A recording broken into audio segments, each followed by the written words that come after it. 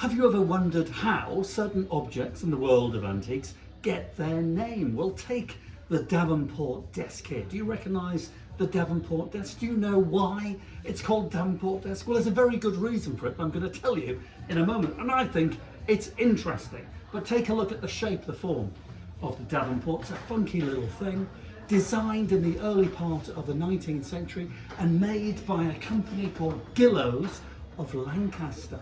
But what happened was, in the early part of the 19th century, a Captain Davenport, a young, funky, modern military man, an officer in the British Army, went along to Gillows of Lancaster and said he wanted a small, neat desk to take on campaign, to take travelling. It had to be small, it had to be compact, and it had to do an awful lot of things. So, of course, it has to be used for writing. So there's your writing slope. You lift the slope up, you've got a flight of drawers, you've got a little compartment here for stamps, you've got drawers both sides, but only one side of the drawers work.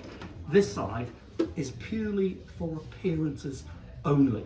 The other side is all drawers, and they work beautifully well. And a Davenport drawer will always be terribly long, the width of the Davenport itself.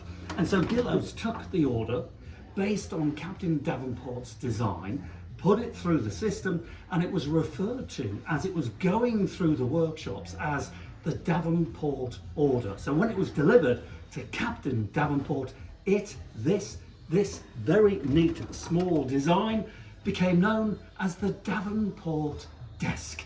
Isn't that lovely? This one, Hemswell Antiques Centre. It's made about 1860 in burr walnut.